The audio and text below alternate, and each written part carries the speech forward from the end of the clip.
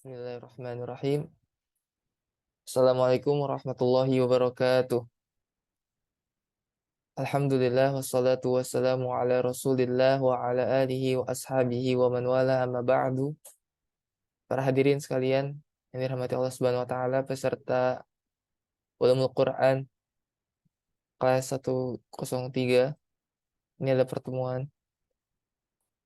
pertama ya. Untuk maksudnya adalah pembelajaran pertama. Ya, sebelumnya sudah dijelaskan mengenai pendahuluan. eh Pengajar kita pada pagi hari ini yakni Al-Ustadz Denis Setiawan MA. Beliau adalah mahasiswa S2 Ulumul Quran, dan tema kita pada pertemuan pertama ini yakni perumpamaan dalam Al-Quran. Pada Al-Ustadz Denis Setiawan, apakah bisa open kamera atau bersuara? Oke, baik. Apa kabar Ustadz? Alhamdulillah, Alhamdulillah. alhamdulillah bi khair. Baik. Apakah sudah siap Ustadz? Ya, silakan bisa. Bisa. Oke. Pada Ustadz untuk mempresentasikan materi, saya persilakan.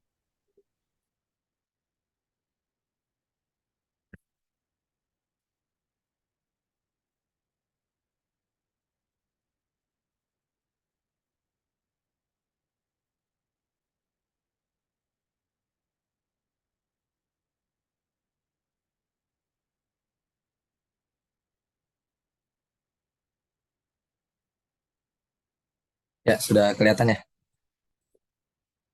Sudah Ustadz. Ya baik, kita mulai aja ya. Bismillah. Assalamualaikum warahmatullahi wabarakatuh. Innal Waalaikumsalam. innal hamdalillah nahmaduhu wa nasta'inuhu wa nastaghfiruh wa na'udzu billahi min sururi anfusina wa min sayyiati a'malina. May yahdihillahu fala mudilla lah wa may yudlil fala hadiya lah. Asyhadu an la ilaha illallah wahdahu la syarika lah wa asyhadu anna Muhammadan abduhu wa rasuluhu la nabiyya ba'dah. Qala Allah Ta'ala fil Qur'anil Karim, a'udzu billahi minasyaitonir rajim. Ya ayyuhalladzina amanu taqullah haqqa tuqatih wa la tamutunna illa wa antum muslimun. Ya ayyuhan nas ittaqu rabbakum alladzi khalaqakum min nafsin wahidah wa khalaqa minha zawjaha wa batha minhuma rijalan katsiran wa nisaa'a wattaqullaha alladzi tasaaluna bihi wal arham innallaha kana 'alaikum raqiba. يا أيها الذين آمنوا اتقوا الله وقولوا قولا شديدا يصلح لكم أعمالكم ويغفر لكم ذنوبكم ومن يطع الله ورسوله فقد فاز فوزا عظيما أما بعد. Alhamdulillah di pagi hari ini kita masuk pertemuan pertama dari rencana kelas kita di Ulumul Quran Class di 103. Jadi kelas ini insya Allah akan ada 4 pertemuan ya. Sebenarnya ini adalah lanjutan dari kelas-kelas sebelumnya. Nanti insya Allah di pagi hari ini kita akan diskusi berkaitan dengan tema yang ringan, cuman juga sangat menarik, yaitu berkaitan dengan perumpamaan atau masal atau amsal dalam Al-Quran. Ya, jadi nanti kita akan lihat ya bagaimana Al-Quran itu memunculkan perumpamaan-perumpamaan yang dimana di dalam perumpamaan tersebut ada banyak faidah ya dan hikmah yang bisa kita ambil. Nah, kita lanjut di sini. Jadi eh, kalau di sini peserta lama ya, mungkin dari tahun 2021 ya, kita sebenarnya sudah banyak melewati ya perjalanan kita di Ulumul Kelas 103. Jadi kita sudah selesai waktu itu di eh, materi di 101 ya, mulai dari pendahuluan sampai sejarah mushaf Al-Quran. Kemudian juga kita sudah bahas di 102 ya, mulai dari Rosem ya, 7 huruf Al-Quran ya, sampai juga dengan pembahasan muhkam mutasyabih.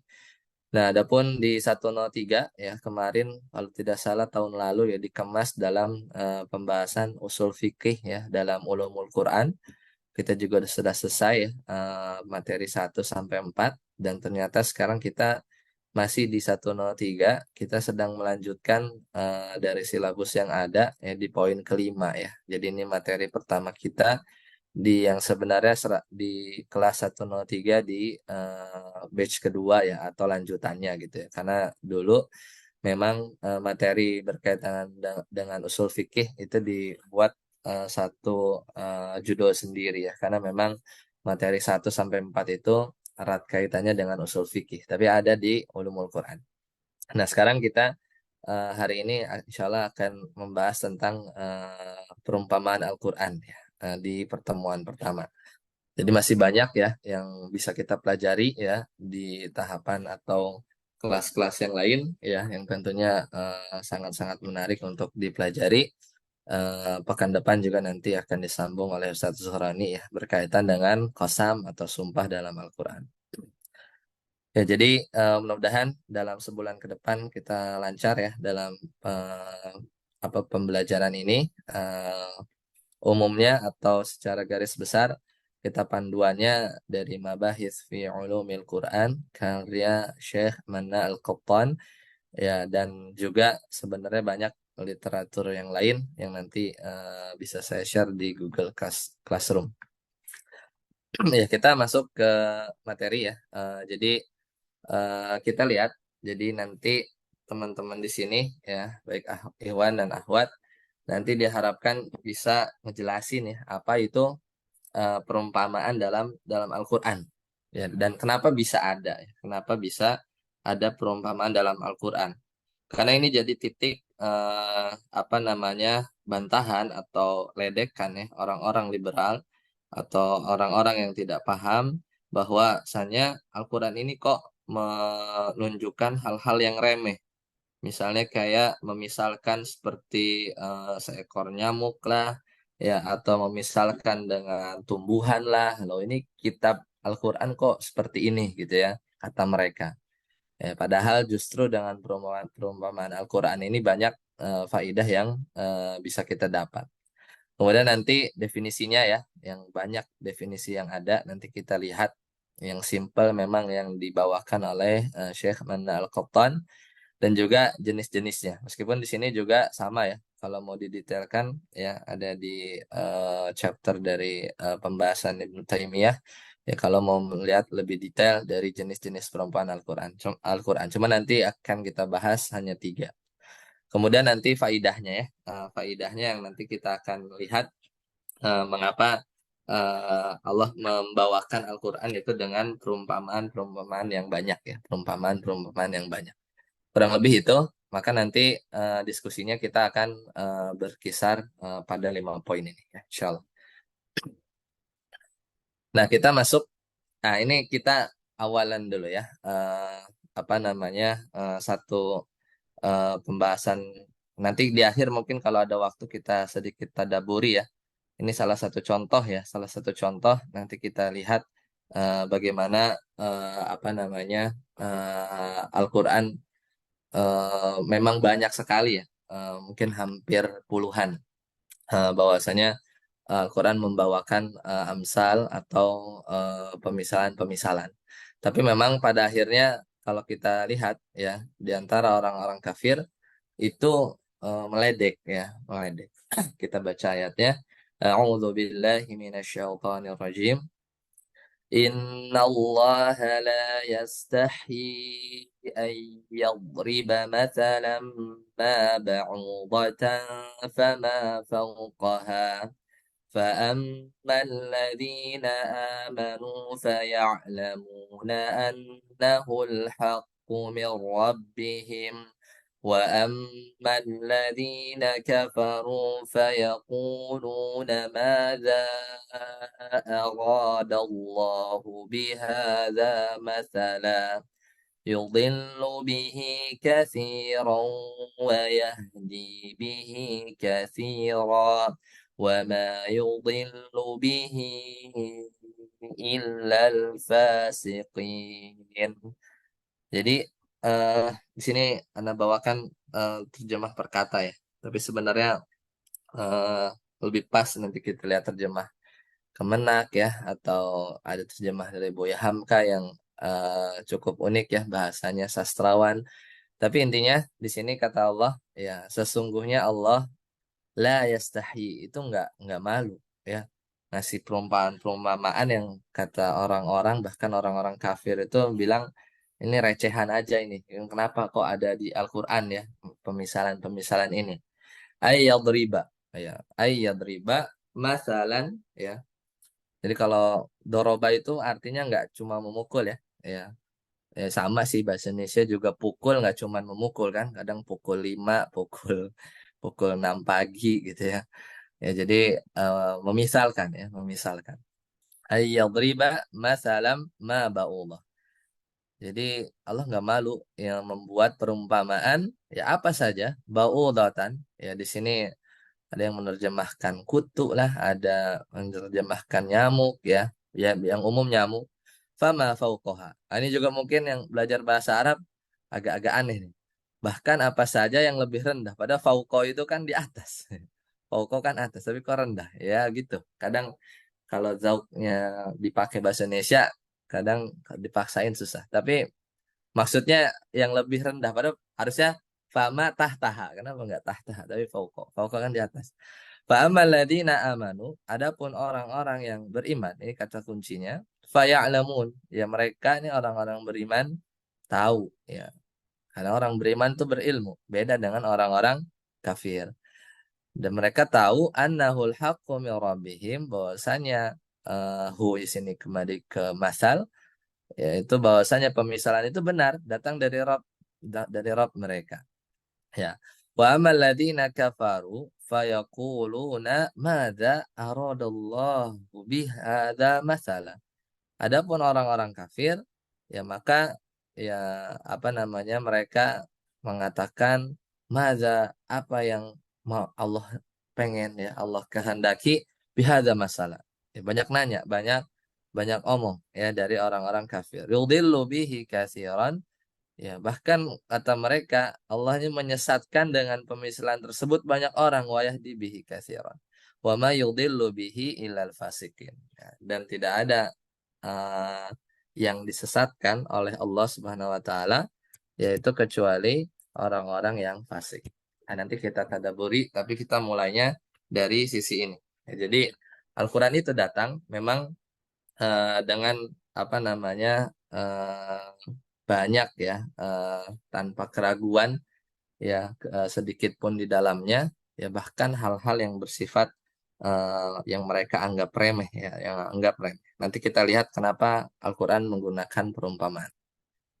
Ya, nah kita lihat definisi amsal ya. Jadi kalau teman-teman buka di kitab tadi ya panduannya Mabahith fi Ulumil Quran itu situ akan ada definisi-definisi yang mudah ya. Jadi amsal itu seperti dari kata asalnya yaitu dari al-masal atau al-misal ya. Nah, adapun amsal itu jamak ya, jamak taksir itu sama kayak syabah ya, syabah atau syibh ya dan juga asyabih ya. Lafzon wa makna. Jadi sinonim lah, morodif. Jadi antara pemisalan atau penyerupaan karena nanti juga erat kaitannya dengan tasbih ya seperti di pelajaran balaghah ya tapi intinya ketika kita memisalkan sesuatu maka orang yang ngomong itu ingin menyamakan ya kondisi sesuatu A ya dengan kondisi sesuatu B ya sehingga orang yang diajak ngomong itu dia paham ya kemiripannya atau yang tadi dia mau ucapkan apa mau gambarkan itu abstrak karena dimisalkan dengan sesuatu yang tidak abstrak maka di benak dia menjadi apa namanya menjadi nyata menjadi nyata makanya mempermudah sebenarnya intinya mempermudah ya misalnya Allah Ta'ala berfirman eh, kan surga kan nggak ada yang pernah ke sana kan ya sedangkan khayalan kita itu ya terbatas apa yang mata kita pernah lihat. Di surga ada sungai ya kita karena mata kita cuman ngelihat sungainya sungai Ciliwung ya terus sungai apa ya kan nggak gitu kan, atau sungai yang indah-indah juga dari Google ya, dari googling ya, maka hayalan-hayalan hanya sebatas apa yang kita bisa indra. Ya tapi ya untuk memisalkan ya, misalnya mathalul jannatil lati wu'idal muttaqun misalnya surat Muhammad, pemisalan atau perumpamaan jannah atau taman-taman surga allati wu'idal muttaqun misalnya, yang Allah apa namanya yang disiapkan untuk orang-orang bertakwa, fiha anhar, di dalam surga itu ada sungai-sungai, mimmain, ada airnya, min ma'in ghairi asin ya, airnya itu nggak, tidak payau, tidak asin nih jadi bahasa Indonesia kali ya. Wa anharun min kulli laban. Nah, juga suruh bayangin dimisalin ada sungai yang dari susu. Kita kan taunya susu ya, susu yang biasa kita ya dari hewan gitu ya. Ini tapi ada air, ada sungai, maaf, ada sungai yang di situ ada susu. Lam yataghayyar ta'muhu, dan juga tidak berubah rasanya. Harusnya kan kalau banyak ya campur-campur biasanya kan harusnya berubah ya kan. Wa anharun min khamr, ladzat, dan juga ada sungai yang di situ ada khamr. Padahal di sini di dunia kita bayangan kita khamr yang lumayan agak-agak rame itu, ya itu memabukkan. Ya, sedangkan nanti memang di surga itu nanti halal ya kan. Lisyaribin, dan juga pokoknya lezat ya, lezatin lisyaribin, wa anharun min asalin musaffa, dan juga sungai-sungai dari madu ya, madu kita tahunya di botol, tapi nanti di sana ada sungai yang isinya madu musaffa, bahkan disaring ya, musaffa. Nah itu gambaran-gambaran tersebut kan abstrak, tapi mau dimunculkan dengan sesuatu yang konkret yang kita pernah tahu. Nah, jadi ini salah satu metode ya, metode menggambarkan bagaimana ciri-ciri dan sebegitu menakjubkannya Al-Quran. Yang menakjubkannya Al-Quran. Itu salah satu contoh yang ada. Ya, jadi nanti orang yang membaca ya, atau orang beriman, nanti ada dua model, itu orang beriman dan orang-orang kafir, itu akan terbayang ya bagi dia. Dan ini uniknya ya, orang-orang kafir dulu ketika zaman apa namanya Nabi Muhammad SAW, itu mereka ya sebenarnya dia tuh orang-orang kafir zaman dulu tuh connect sama Al-Quran. Maksudnya kadang perilaku dia digambarkan dalam Al-Quran, ucapan dia kadang ucapan orang-orang kafir itu diabadikan dalam Al-Quran. Cuman ya namanya hidayah ya apa Allah yang mengatur ya. Bahkan apa orang yang di zamannya itu Al-Quran masih ada bahkan connect sama mereka aja ya. Mereka tuh dimention dikutip perkataan orang-orang kafir dalam Al-Quran, tetap aja ya mereka itu apa namanya tidak dapat hidayah ya dari Allah Subhanahu Wa Taala. Dan ini menunjukkan sesuatu yang ya kita patut kita syukuri lah, meskipun zaman kita kan nggak connect langsung ya dengan Al-Quran, kita hanya dalam arti Al-Quran sudah selesai turun, tapi kita beriman ya kepada Al-Quran tersebut. Ya, kita apa namanya sesuatu yang patut kita syukuri. Ya, patut kita syukuri. Nah, untuk lebih jelasnya kita lihat. Ya, untuk lebih jelasnya kita lihat. Jadi boleh buka mushaf ya, sengaja anak nggak tampilkan. Jadi kalau di apa namanya di panduan itu Syekh mana Al-Quttan itu membagi jenis perumpamaan itu ada tiga. Tapi kalau mau lebih dalam tadi Ana sempat bilang ya, Ibnu Taimiyah juga memerinci beberapa poin. Tapi ini yang paling mudah ya. Ini yang paling paling mudah. Jadi yang perumpamaan model pertama ya, perumpamaan model pertama itu yang beliau sebutkan dengan istilah ya amsal al ya musa musarraha atau musarrih sama. Ya, jadi perumpamaan yang jelas. Apa itu maksudnya? Jadi perumpamaannya itu biasanya dia itu ada lafaz masalu ya, atau misalnya ada sesuatu yang menunjukkan tasbih perumpamaan. Kayak tadi yang Anda bacain, Mathalul jannati, ya ada kata masalnya, nah, itu jelas kan. Jadi pemisalan. Jadi orang juga itu tuh sebenarnya lagi mengkomparasi, ya lagi mengkomparasi.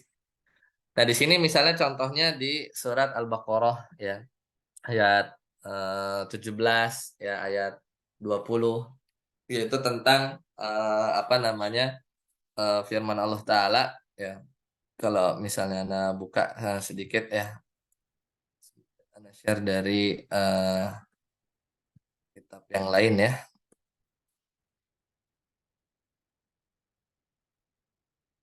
Nah ini satu eh, buku yang bagus juga ya selain Mabahir. Di sini juga ada dirasatun ya fi ulumil Quran.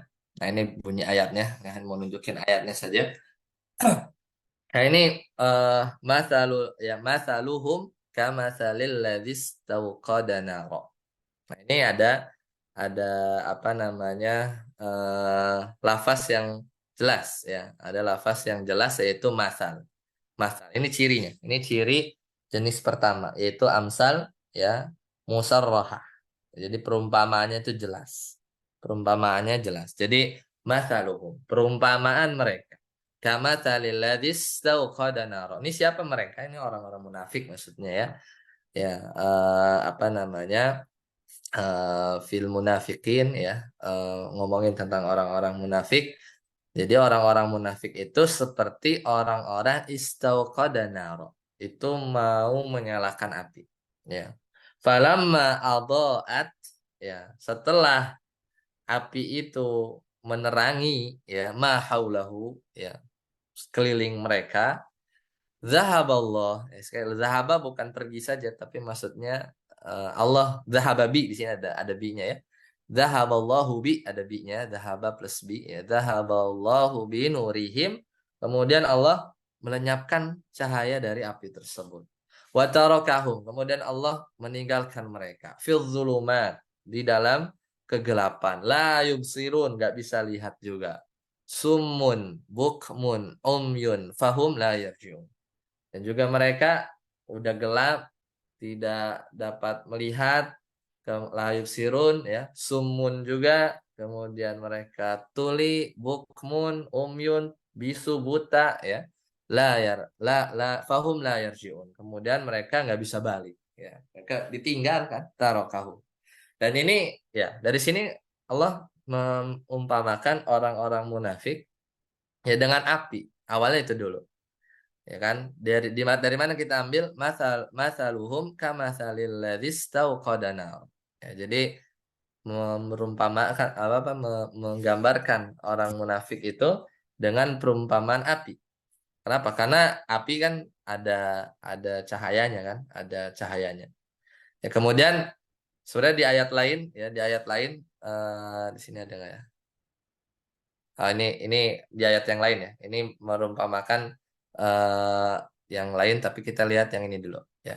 Di sini kelihatan ya bahwa Allah menggunakan kata masal. Jadi intinya dari situ ya kita melihat bahwasanya perumpamaannya itu sangat jelas. Kita langsung digiring, ya langsung digiring.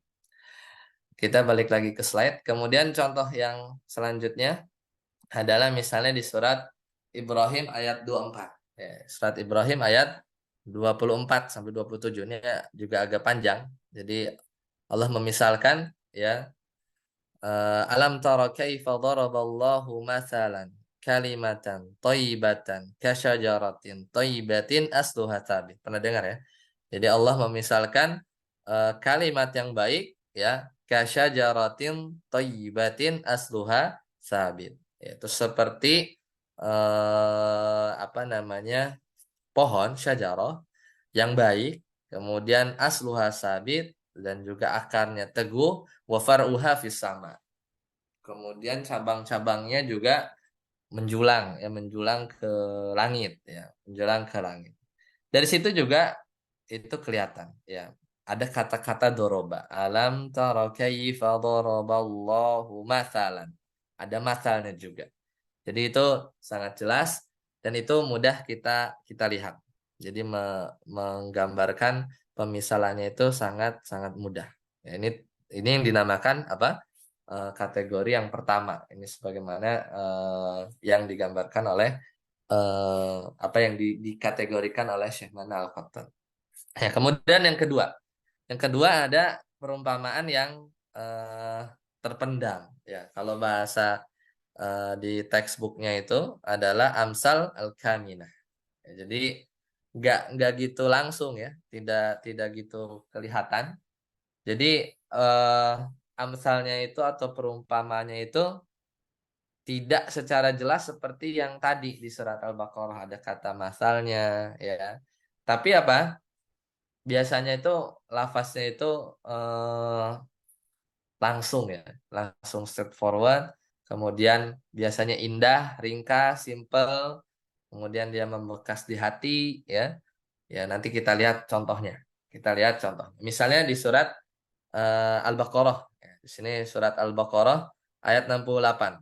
Allah Ta'ala berfirman, Qalu du'u lana rabbaka yubayyin lana mahi. Ya. Qala innahu yaqulu innaha baqaratul la faridun wala bikrun awanu baina dzalik. Tentang orang-orang Bani Israel ya. Ketika itu Allah ingin menjelaskan bahwa sebaik-baik perkara itu yang di tengah-tengah. Intinya itu. Kemudian Allah firmankan dalam surat Al-Baqarah tadi ya, surat ayat 68 Allah Ta'ala berfirman, Qalu ud'u lana, ya mereka jawab kan, ud'u lana, mohonkan kepada aku. Ya, mohonkan kepada Tuhanmu buat kami maksudnya. Ud'u lana rabbaka. Yubayyin lana ma. Untuk apa?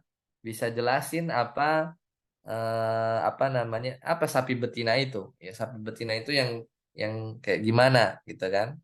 Kemudian qala innahu yaqulu innaha baqaratun. Sesungguhnya sapi itu ya adalah sapi betina ya yang tidak tua ya wala bikr awanu baina zalik dan juga tidak muda, pokoknya tengah-tengah. Pokoknya tengah-tengah. Faf'alu ma tu'marun. Maka ya udah lakukan aja. Ya kerjakan aja apa yang diperintahkan. Nah ini kan nggak ada masalahnya, nggak ada kayak yang tadi kan. Tapi Allah mau ucapan tadi ya, maksudnya ucapan sapinya itu tidak tua, tidak muda, kemudian awan baina dzalik yang tengah-tengah, itu isyarat kepada sebaik perkara itu adalah yang tengah-tengah. Dan ini kelihatan kok dari maknanya itu ringkas, kemudian apa namanya indah ya. Jadi dia hanya menunjukkan bahwa pokoknya yang nggak muda, nggak tua, tengah-tengah, faf'alu ma tu'marun. Maka kerjakan aja. Kerjakan aja apa yang Allah perintahkan. Kesana-sananya pokoknya nanti dia nanya-nanya lagi ya orang-orang Bani Bani Israel. Ya, jadi pesannya adalah ya, pesannya itu apa? Apa namanya? Khairul umur ya. Maksudnya sebaik-baik perkara-perkara itu ausatuha, yang tengah-tengah, ya tengah-tengah. Ya, itu kan masal tapi dibalik itu, dibalik tadi sapi muda nggak tua tapi di tengah-tengah. Ya, jadi itu namanya apa? Amsal kaminah atau kalau di sini perumpamaan yang tersirat, ya, terpendam dalam ayat-ayat ya, dalam ayat-ayat yang apa namanya yang ada ya, yang ada. Contoh misalnya di surat Al-Furqan ayat ke-67. Ini tentang nafkah, ya, tentang nafkah. Allah Ta'ala berfirman, "Walladzina idza anfaqu lam yusrifu." Dan orang-orang yang kalau membelanjakan hartanya, ya membelanjakan hartanya, lam yusrifu wa lam yaqturu wa kana baina dzalika qawama. Ini juga sama. Mereka tidak lebih berlebihan, tidak juga kikir, ya. Dan dalam memberi nafkah itu di tengah-tengah, ya. Jadi ini message-nya itu sama, ya. Message-nya itu adalah sebaik-baik perkara adalah yang di tengah-tengah, ya. Sebaik-baik perkara adalah yang pertengahan. Nah, jadi ada di dalam tadi di surat Al-Baqarah ayat 68 dan juga ada di surat Al-Furqan ayat 67. Jadi dalam banyak ayat.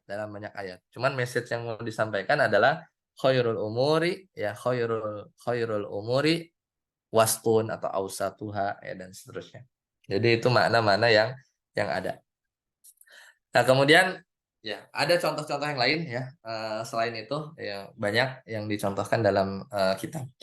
Nah, kemudian yang ketiga, nah ini eh, yang biasa disebut kalau di kitab Amsal Mursalah. Jadi nggak ada iketannya ya. Pokoknya bebas aja. Jadi kalimat-kalimat bebas yang tidak menggunakan kata masal ya. Tetapi kalimatnya itu dianggap ya berlaku sebagai perumpamaan. Ya, dia tidak ada kata tasbih juga ya. Apa namanya? Tidak ada kata tasbih, tapi itu termasuk masal dalam Al-Qur'an. Jadi contohnya misalnya eh, ini panjang ya, surat Al-Baqarah ayat 249. Jadi ini berkisah tentang Talut ya, tentang Talut. Falamma fasala Talut bil junudi qala innallaha mubtaliikum binahar. Jadi ketika Talut keluar membawa tentaranya, kemudian dia berkata, innallaha mubtaliikum binahar. Sungguhnya Allah akan menguji kalian dengan satu sungai. Faman syariba minhu falaisa minni wa man lam yat'amhu fa innahu minni. Kalau siapa orang yang dia minum maka dia bukanlah pengikut aku ya. Kalau barang siapa yang tidak minum ya kecuali sedikit aja gitu ya. Maka tidak ada maka dia adalah pengikut aku ya. Dan nanti di akhir ayat ya, di akhir ayat ya yang sangat menarik ya. Kam min fi'atin qalilatin ghalabat fi'atan katsiratan biidznillah wallahu ma'as sabirin. Ya, wallahu ma'as sabirin. Jadi amsalnya itu ada di akhir ayat. Ya, ada di akhir ayat. Jadi betapa banyak ya terjadi eh, kemenangan ya, dari golongan-golongan yang sedikit tapi bisa mengalahkan ya ghalabat fi'atan katsiratan biidznillah ya dengan mengalahkan golongan-golongan yang banyak ya dengan izin Allah wallahu ma'as sabirin ya. Jadi di situ poin eh, perumpamaannya ya. Perumpamaan yang mau digambarkan ya bahwa ya golongan yang sedikit ya ya ketika dia bertawakal dan Allah tolong itu bisa ya kita dapati mengalahkan golongan-golongan yang banyak ya. Itu contoh yang di akhir. Sebenarnya ada beberapa contoh yang lain kalau kita lihat di di kitab misalnya surat Al-Maidah ya, kemudian di surat Yusuf ya. Jadi Amsal Mursalah juga kadang banyak sebagian contoh yang sebenarnya diperdebatkan. Ya, itu tiga jenis perumpamaan yang ada dalam Al-Qur'an berputar dari tiga jenis ini. Ya, kemudian kalau untuk yang perumpamaan bebas memang kadang eh, masih ada perdebatannya apakah itu amsal atau bukan, ya atau termasuk ya kadang itu dianggap amsal atau bukan gitu ya. Misalnya tadi kan tapi tidak ada tasbih itu intinya tidak ada waktu tasbih, kemudian juga tidak secara jelas disebut masal ya, tapi itu ingin menunjukkan makna yang lain ya, makna yang lain yang diinginkan dari makna ayat tersebut ya. Sekarang kita lanjut ya. Sebelum ke faidah dulu ya, sebelum ke faidah ya. Ketika kita dapati perumpamaan-perumpamaan yang ada ya dalam Al-Qur'an, atau bahkan sebenarnya ayat itu sebenarnya bukan perumpamaan, tapi kita kita kita comot ya, kita kutip untuk mengumpamakan sesuatu. Apakah boleh apa enggak ya? Apakah itu beradab kepada Al-Qur'an atau enggak? Ya kadang misal kadang kan suka ini ya, suka kalau orang misalnya kadang suka kita dapati misalnya dia lagi tengkar ya, lagi debat ya, udah nggak ketemu gitu ya, udah nggak ketemu titik apa namanya persatuannya atau titik diskusinya udah tolak belakang lah. Akhirnya ditutup ya dengan firman Allah misalnya lakum dinukum waliyadin ya. Misalnya misalnya apa namanya seperti itu. Jadi soalnya dia bawa ayat itu untuk memisalkan ya ketika apa namanya kita tuh berbeda misalkan seperti itu eh, atau hal-hal yang remeh ya misalnya eh, apa namanya ada orang yang dia sedih gitu ya misalnya kemudian eh, kemudian dia karena tertimpa musibah gitu ya karena tertimpa musibah kemudian dia eh, ya akhirnya dia mengutip ayat ya, ya surat An-Najm misalnya surat An-Najm ayat pertama gitu ya yang untuk menggambarkan kesedihan gitu ya wan najmi idza hawa misalnya dan demi bintang ketika terbenam. Nah, apakah itu boleh ya? Ya, sebagian ada yang membolehkan ya kalau memang masih tahapan yang ringan. Cuman kalau secara etika memang sebenarnya tidak boleh ya karena Al-Qur'an itu diturunkan bukan dijadikan perumpamaan untuk semua kondisi ya. Tapi justru Al-Qur'an itu turun ya untuk dihayati ya, dan diamalkan petunjuknya. Jadi memang ada pagunya ya, ada pagunya. Nggak semua Al-Qur'an oh ini matching nih dengan keadaan kita kemudian itu kita jadikan amsal, kita jadikan amsal. Sama juga tadi ya, misalnya kita ketemu orang yang eh dia tuh ngasih syubhat kepada kita gitu ya, kemudian kita nggak mau itu nggak benar gitu ya. Sama, kalau kita bilang lakum dinukum waliyadin, nah, itu sebenarnya tidak boleh ya, tidak boleh. Seperti digunakan kalau sebagai amsal ya, kalau sebagai. Nah, ini diantara faidahnya ya, diantara faidah dari perumpamaan Al-Quran. Jadi kita bisa lihat, sebenarnya ada banyak.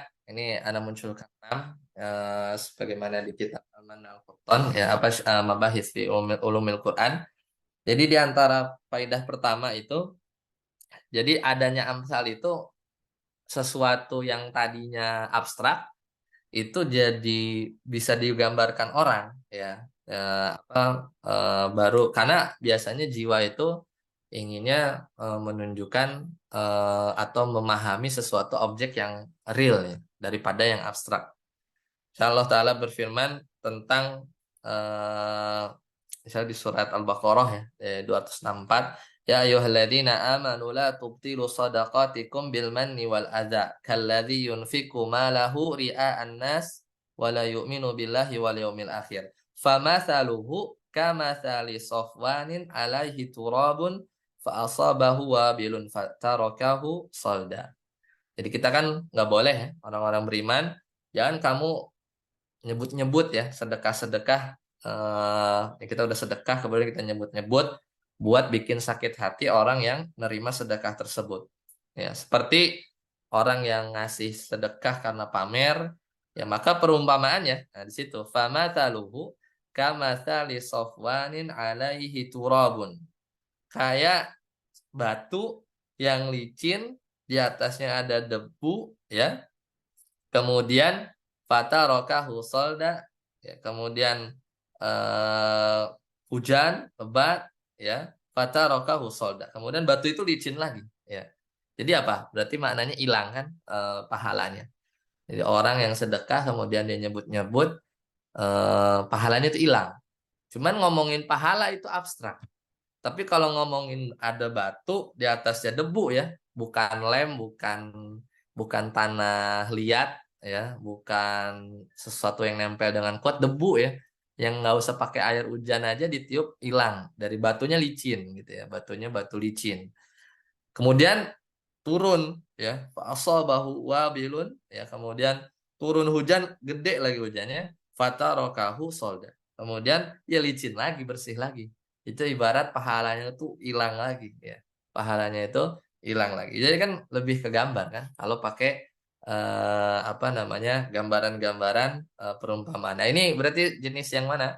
Berarti jenis yang perumpamaan yang jelas ya, musarrahah ya. Nah, kemudian yang kedua, ya, di antara faidahnya itu dengan perumpamaan yang ada dalam Al-Qur'an, hakikat-hakikat sesuatu yang tadinya belum muncul itu jadi tampak seolah kita ngelihatnya ya. Kita ngelihatnya langsung. Allah Ta'ala berfirman, misalnya alladzina ya'kuluna riba. Riba. Apa ini riba? Hakikatnya itu riba apa sih gitu ya? Kalau udah belajar ya ketahuan riba itu apa namanya tambahan. Tapi kan hakikatnya apa sih gitu kan? Alladzina ya'kuluna riba la yaqumuna illa kama yaqumul ladzi yatakhabbatu syaiton minal mas. Ini nanti di akhirat ya. Jadi hakikat ribanya itu ya lihat nanti di akhirat orang-orang yang makan riba itu tidak dapat berdiri nanti ya seperti berdiri ya melainkan seperti berdirinya orang yang kemasukan ya oleh syaitan minal mas ya karena gila. Ya, jadi hakikatnya seperti itu ya, hakikatnya seperti itu. Adapun riba praktek di dunia, di akhiratnya hakikatnya seperti itu. Ya, jadi lebih tergambar. Kemudian dengan amsal yang tadinya kita nggak mau melakukan sesuatu ibadah, tapi karena ada pemisalan yang menakjubkan, masalul ladzina yunfiquna amwalahum fi sabilillah. Kan berat tuh menginfakkan harta ya. Apa namanya? Menginfakkan harta itu berat, tapi jadi semangat. Kenapa? Kama salihabatin. Karena dimisalkan seperti biji ambatat sab'a sanabil.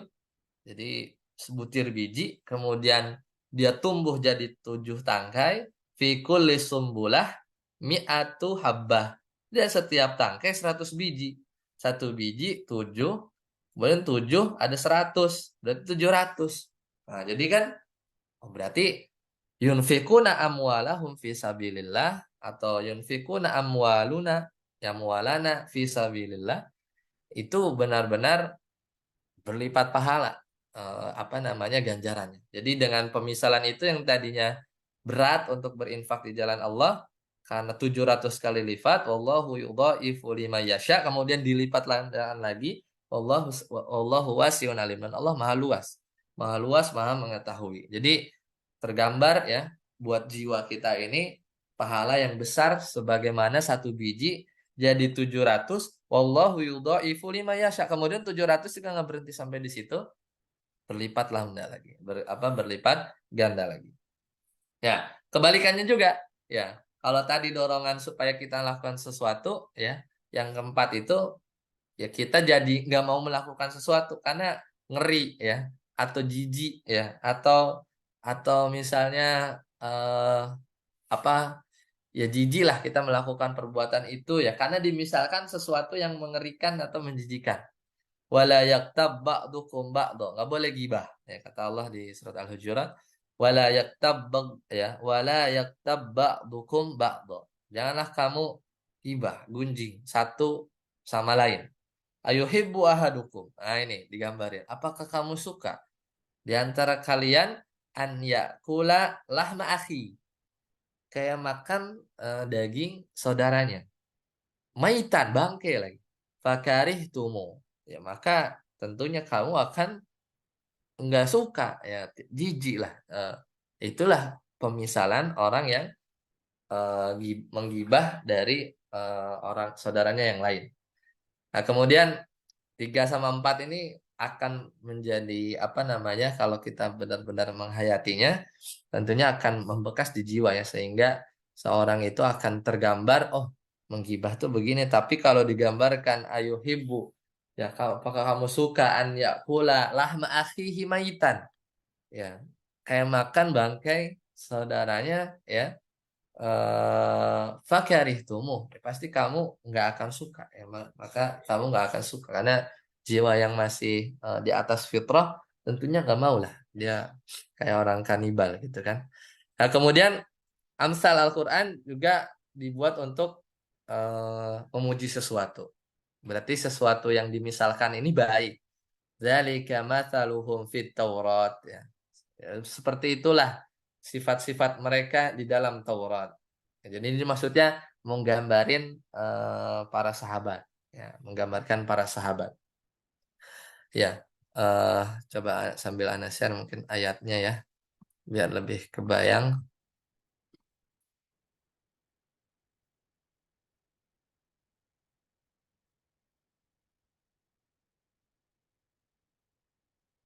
Ini Anda buka, nah ini Fawaidul Amsal. Ya, jadi eh, tadi ya, ini yang mendorong jiwa ya. Mathalul ladzi yunfikuna amwalahum fi sabilillah kamathali habbatin ambatat dan seterusnya ila akhir ayat.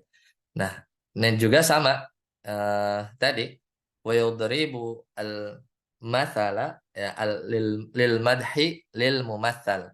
Kaqaulihi ta'ala fi sahabah. Dia ngomongin tentang sahabat. Karena kan dulu para sahabat tuh jumlahnya sedikit, ya, jumlahnya sedikit. Kemudian sering berjalan waktu, mereka banyak, ya. Makanya digambarkan zalika masaluhum fit Taurat.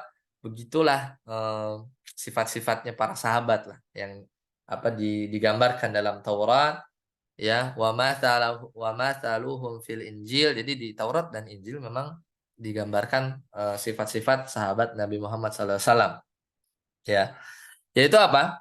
Kazar in akhraja syat'ahu. Nah, jadi kayak benih, kemudian dia keluar tunas-tunasnya, fastaghladha fastawa ala suqi, kemudian semakin kuat, besar, ya. Yu'jibu zurra'a liyaghidha bihimul kuffar. Kemudian tinggi tegak lurus batangnya, ya. Kemudian juga apa namanya? Ya Allah ingin membuat ya menyenangkan hati penanam-penanam tanaman tadi ya. Karena Allah ingin bikin apa?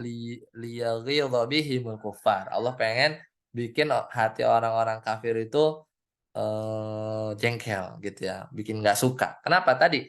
Karena para sahabat itu awalnya dikit ya, kemudian dia tumbuh ya keluar besar banyak jumlah para sahabat itu meningkat ya, ya Ziwada sampai ratusan ribu ya. Kemudian akhirnya hati mereka ya apa hati orang-orang kafir ya dibikin jengkel ya dengan para sahabat yang satu ya masuk Islam 3.000 ya muncul lagi ya sampai nanti setelah Fathu Mekah eksponensial dan seterusnya ya dan seterusnya. Jadi ini diantara faidahnya ya. Jadi ingin menunjukkan apa memuji sesuatu, maksudnya memuji keutamaan para sahabat. Ya, masih ada sedikit waktu. Kemudian perumpamaan berupa sifat yang dianggap buruk manusia. Ini juga sama ya. Jadi apa namanya kurang lebih kebalikan dari yang tadi. Kalau tadi memuji, kalau ini ingin menunjukkan suatu kehinaan, kemudian diumpamakan dengan sifat yang lain, ya, diumpamakan dengan sifat yang lain sehingga terbayang bahwa ya itu sifatnya buruk. Nah, ini tadi ya terakhir bahwa ayat-ayat Al-Qur'an ya, ayat-ayat Al-Qur'an itu secara asal itu bukan buat dipakai semuanya dicocok logi kemudian dijadikan pemisahan-pemisahan di kondisi-kondisi sekarang ya. Apalagi apa kondisi-kondisi terkini gitu ya, terkini. Itu harus balik lagi ke tafsir apakah Al-Qur'an tersebut memang dalam ayat itu memisalkan dengan kondisi yang sekarang. Kalau iya dalam tafsir seperti itu ya boleh. Ya, makanya nggak boleh misalnya apa namanya eh, kalau misalnya kita lihat ya eh, yang dijelaskan tadi ya oleh Syekh Mana Al-Qattan nih. Nah, misalnya begini ya kata qala Abu Ubaid ya kata Abu Ubaid misalnya wa kadzalika rajul ya yuridu liqa sahabihi au ya au bihim bihajatihi. Ya, jadi kalau ada orang ingin datang ya, ada orang ingin ketemu sahabatnya, kemudian kawannya itu datang ya, tanpa fayatihi min ghairi talabin, datang tanpa tiba-tiba gitu ya. Dia tuh lagi butuh, ada orang lagi butuh nih, pengen ketemu sama temennya karena ada perlu lah, ada hajah. Fayatihi, kemudian si temennya ini yang tadi kita pengen ketemu sama dia, ya datang min ghairi talab, datang nggak diminta, tiba-tiba datang, ya tiba-tiba datang. Fayaqulu, ya, kalau mazah, kemudian dia ngomong sambil bercanda. Nah, ini nggak boleh. Kemudian dia bilang, jita ala qadarin ya Musa, gitu ya. Engkau wahai Musa datang menurut waktu yang ditetapkan, gitu. Fahada minal istighfaf bil Quran. Jadi ini nggak boleh. Ini eh, merendahkan. Jadi dicocok-cocokin gitu ya. Ayo kebetulan banget nih kamu datang gitu ya. Saya lagi butuh ya. Tapi dia kutip ayat, "Cita ala qadarin ya Musa," gitu ya. Kamu datang ya, sesuai waktu yang telah ditetapkan. Padahal kan kebetulan aja ya. Padahal kebetulan aja. Dan ini nggak, ini termasuk merendahkan Al-Qur'an ya. Jadi jangan kita pakai-pakai ya Al-Qur'an kemudian kita jadikan dorob atau amsal ya ada hal-hal yang sebenarnya itu kan hal yang remeh ya, jadi nggak masuk ya, nggak masuk dijadikan amsal ya. Balik lagi, kalau mau mau menggunakan harus pakai apa namanya, lihat tafsirnya, apakah memang itu sebagai amsal atau bukan ya. Jangan kita langsung cocok logi ya, kita paksa-paksain ya, kita paksa-paksain. Ya, selesai ya. Jadi eh, itu akhir dari slide. Nah, ini kalau kita tadi kalau masih ada waktu ya, kalau mau kita tadaburi ayat yang pertama tadi ya, ini soal menarik sih sebenarnya. Jadi jangan sampai kita menganggap pemisalan-pemisalan dalam Al-Quran itu sesuatu yang remeh ya. Apa namanya? Ini diantara asbab nuzul tadi ya, Al-Baqarah ayat 26. Ya karena orang-orang kafir itu mencela perumpamaan-perumpamaan yang banyak kan. Perumpamaan-perumpamaan banyak. Ada tadi sungai lah, ada apa namanya, biji. Ya kenapa? Ini kan Al-Quran bukan kitab biologi ya, nyamuk kan dan lain-lain. Ya tapi Allah la yastahi, ya la yastahi. Allah tuh nggak malu ya. Allah tidak malu membuat pemisalan bahkan apa saja baudotan, bahkan selevel nyamuk pun enggak. Dan Allah sini menggunakan apa? Fi'il mudhari, ya. Masdarnya itu apa? Istihya, la yastahi. Lafaznya itu al-haya, artinya al-haya. Kalau ditambahin ya sama sin jadinya istihya apa? Sighah mubalaghah ya. Jadi menguatkan makna. Jadi sampai sebegitunya Allah tidak malu ya, tidak malu pakai huruf sin ya. Ya, kemudian itu menegaskan bahwa bukan sekedar malu, ya, bukan sekedar malu, tapi malu dalam arti yang sebenarnya, ya. Jadi benar-benar Allah tuh nggak malu, ya, apa namanya, membuat pemisalan-pemisalan, ya. Jadi pemisalan-pemisalan yang ada sampai Allah menggunakan la yastahi, ya, la yastahi. Kemudian ayadriba masalan, ya. Ini juga menggunakan doroba. Sekali lagi tadi dia bukan memukul ya, tetapi artinya memisalkan ya. Ma ba'udoh, ba'udoh, apa saja, ba'udotan, bahkan nyamuk. Ba'udoh kebanyakan mufassir itu menafsirkan nyamuk ya, atau hewan yang kecil ya. Tapi ada juga eh, ya ada yang di sebagian terjemah tuh kutu, intinya yang kecil gitu ya. Ba'udoh, wa ma fauqaha, atau yang lebih rendah ya, atau yang lebih, jadi gini, kecil tapi atau yang lebih tinggi tapi tingginya tuh makin kecil lagi gitu ya. Maksudnya wama fauqaha atau lebih rendah dari itu. Ya, jadi makanya ada kutu-kutu sama nyamuk kan kecilan kutu ya. Makanya di sebagian mufasir ya, itu ada yang menafsirkan kutu dan lain-lain ya. Dan ini kalau nyamuk dibahas juga banyak ya, kalau kita kaitkan dengan sesuatu atau apa namanya, keilmuan modern ya. Karena kenapa nyamuk ya? Itu juga dibahas oleh para mufasir zaman sekarang. Karena nyamuk itu udah kecil ya, kemudian eh beratnya paling nggak ada sampai miligram gitu kan. Dia terbang ke sana kemari ya. Dan nyamuk ini dia nggak gigit ya. Dia tetapi memotong ya, memotong kulit kita yang bikin orang bisa mati ya. kemudian juga ninggalin rasa gatal dan lain-lain lah, yang lain-lain. Ya, dari di kelas nyamuk pun yang mungkin baru ketahuan di abad-abad sekarang, ya Allah sudah gambarkan pemisalannya di 14 abad yang lalu. Ya, tapi bagi orang-orang beriman, karena orang-orang beriman itu berilmu, ya maka itu ya sekecil apapun perumpamannya itu adalah kebenaran dan barulah terbukti banyak penelitian tentang nyamuk ya, kenapa nyamuk ya digambarkan dalam pemisalan dalam Al-Quran, tapi orang-orang kafir ya karena mereka tidak punya ilmu, ya dia hanya berkata saja, "Mada aradallahu bihadza masalah." Ya apa nih maksudnya? Ya karena mereka tidak tahu ya. Ya dan bilang bahkan menyesatkan. Justru malah wa ma yudhillu bihi ilal fasikin. Sedangkan yang sesat itu adalah orang-orang fasik. Orang-orang yang nggak mau percaya, beriman kepada Allah Subhanahu wa taala. Baik, sampai sini dulu ya, semoga bermanfaat. Nanti insya Allah dilanjut di pertemuan yang akan datang, tentang apa? Kalau di judul sumpah ya, nanti akan banyak dibawakan oleh Ustaz Zuhrani. Ini dulu, Ustaz Zidan, saya kembalikan ke eh, Iya, baik Ustaz, jazakumullah khairan atas materinya. Kita ada sesi tanya jawab ya Ustaz. Untuk yang ingin bertanya bisa lewat chat atau langsung buka suara. Baik, wah ini dari saudara Ahmad Yasin Al-Harith. Silakan.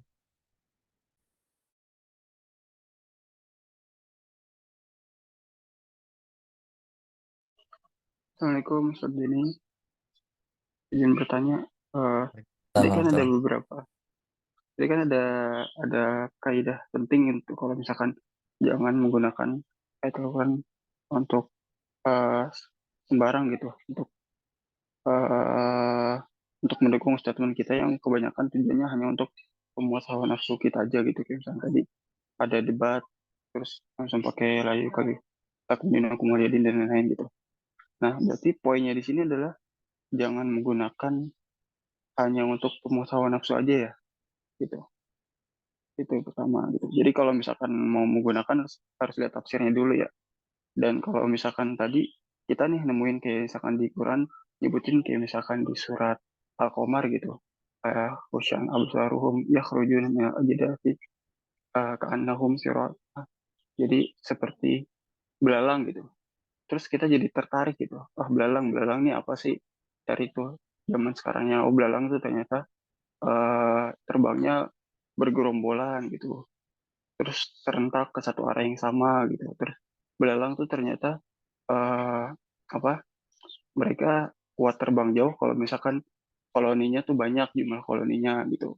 Itu kita kita cocokkan dengan tafsirnya ketika nanti pembangkitan kuburan tuh kayak gimana gitu, apa, bangkit dari kubur tuh seperti apa, itu berarti boleh, termasuk boleh apa enggak gitu. Kayak misalkan kita juga melihat di Quran tuh ngejelasin manusia kayak ada yang dibilang kayak laba-laba gitu. Kita lihat nih di sainsnya gitu, laba-laba tuh sifatnya tuh kayak gimana sih. Terus ada si manusia yang kayak semut gitu, kita lihat sainsnya, oh semut tuh kalau di sainsnya suka saling bantu gitu, gotong royong, terus komunikasinya bagus dan lain-lain gitu. Itu boleh nggak sih Ustaz, kalau misalkan kayak gitu? Itu aja. Ya, barakallahu fiik. Jadi yang pertama tadi benar, jadi itu nggak boleh kalau yang pertama. Jadi kita harus balik lagi ke tafsir ya dari ayat tersebut. Kemudian apa namanya? Nanti di tafsir juga pasti akan ada clue-nya ya. Ayat tersebut dari asbab asbab nuzulnya seperti apa. Kemudian juga nggak nggak nggak sedikit juga para ulama yang menjelaskan tentang penjelasan tentang masalah tersebut apa, kenapa dimisalkan seperti itu. Tapi kalau di tafsir itu nggak ada, kayak tadi ya contoh yang perkara yang agak remeh gitu, tawan datang gitu ya. Kemudian dia cocokkan dengan ayat tadi ya tentang apa namanya Nabi Musa ya. Dia bilang jita ala qadarin ya Musa. Padahal kan itu enggak, itu kan apa namanya bukan dalam konteks itu ya, dalam konteks tersebut, dan itu takutnya masuk ke istighfaf, ya, merendahkan Al-Quran. Nah, tapi kalau tadi ya alasan-alasan seperti belalang, semut, al-ankabut, dan laba-laba dan tadi itu boleh bahkan dijelaskan dalam dalam apa tafsir, dan salah satu apa namanya eh sebab lah ya, sebab turunnya ayat tadi tuh ya, Al-Baqarah ayat 26 tadi, itu diantaranya karena mereka, orang-orang kafir itu nggak terima ya, di keyakinan mereka itu dibilang kayak sarang laba-laba gitu ya. Kayak dia udah bilang lah gitu ya, apa ya gini, apa terlalu remeh lah, kenapa kitab suci kita buat di situ ada ibadah tapi ngomongin pemisalan-pemisalan yang dia pandang rendah gitu ya. Nah, makanya di Allah bantah, innallaha la yastahyi ayyadriba masalam ma ba'udah.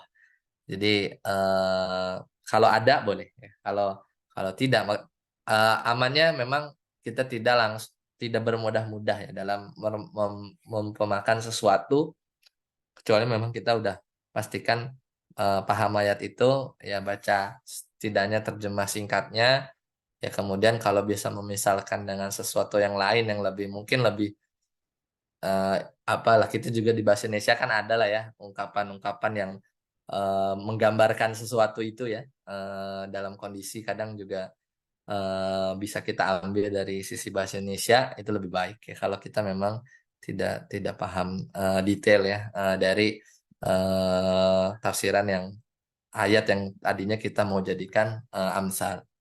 Wallahu a'lam bishawab. Nah,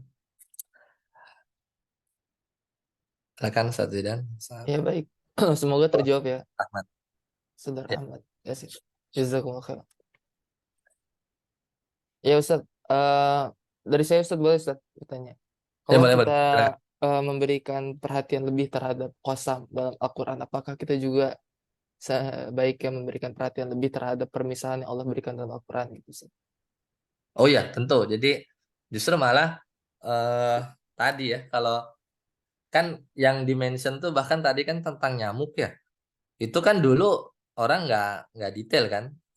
Ternyata kalau kalau ya memang ini perlu ilmu-ilmu yang lain ya, karena apa namanya, ya terutama ilmu-ilmu yang berkembang sekarang lah tadi. Jadi banyak para ulama yang masukin juga tentang riset-riset tentang nyamuk itu, sampai sebegitu detailnya ya, sampai sebegitu detailnya. Dan ya, ya iyalah, Allah nggak bakal marah orang, nyamuk ini tuh banyak banget ininya apa namanya, banyak hal yang bisa diambil apa namanya hikmah di balik itu gitu ya.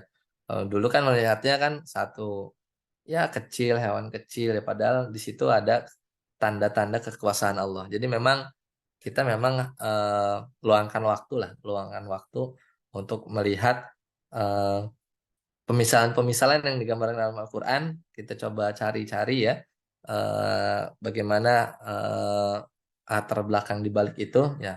Kalau kontemporer memang mulai banyak lah yang membahas, ya di situ kita seenggaknya dapat wawasan dan menjadikan kita tuh tadi dari golongan orang-orang yang beriman yang kita karena tahu ya, karena tahu maksudnya apa, dan itu annahul haqqu min rabbihim. Nggak kayak orang-orang kafir yang dia bilang, apa sih maksudnya ini, Allah memisalkan ini dan begini dan begitu gitu ya. Jangan sampai kita masuk seperti orang-orang fasik tadi. Goalnya sih sebenarnya itu.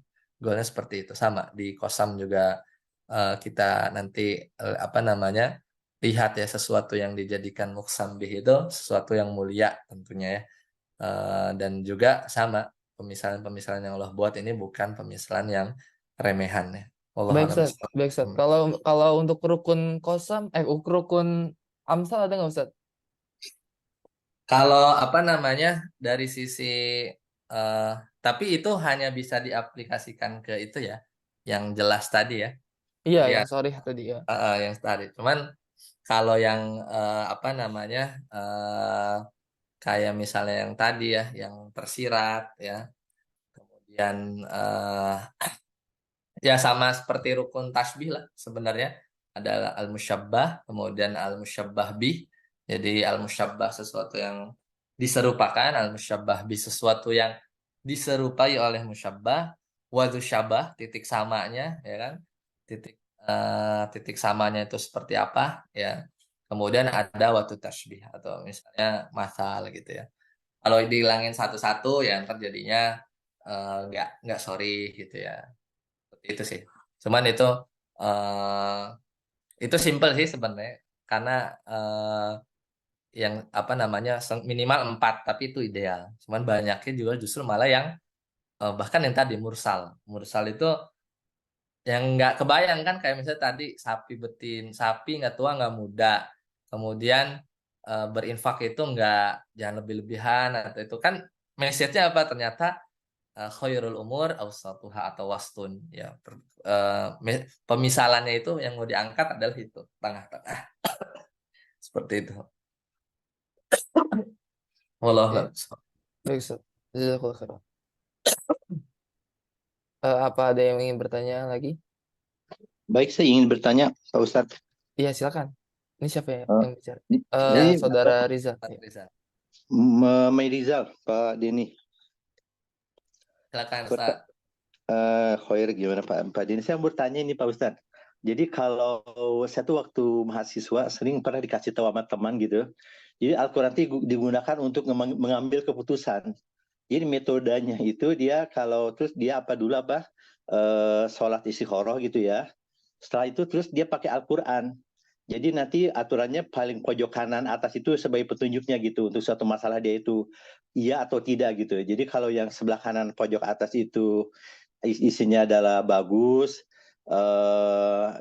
surga dan neraka itu artinya itu bagus itu. Atau kalau itu pojok kanan itu ternyata konteks dan isinya itu ternyata masalah neraka atau orang kafir, orang ini, orang dolim, pokoknya yang buruk-buruk lah gitu. Itu artinya dia tidak ini apa, tidak jangan dilakukan gitu. Atau kalau di isinya itu ya tidak ada mengalir yang buruk baik tapi hal yang flat aja gitu. Berarti itu boleh-boleh aja gitu.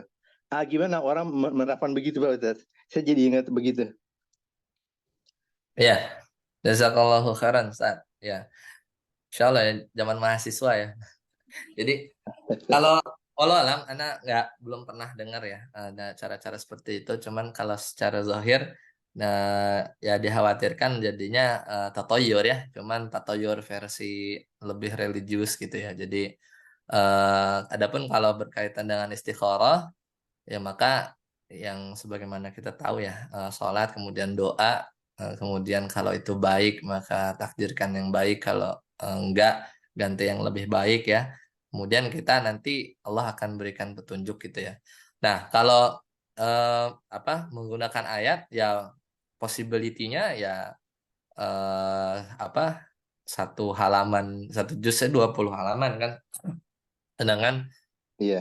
ada ayat-ayat yang kenapa harus pojok gitu ya? Karena bahkan kita kalau tilawah atau baca apa namanya Al-Quran saja nggak boleh langsung dari pojok atas ya di beberapa kondisi. Misalnya di Al-Baqarah tiba-tiba habis ruku, habis sujud bangun tiba-tiba kita baca karena pojok kanan atas fid dunya wal akhirah misalnya.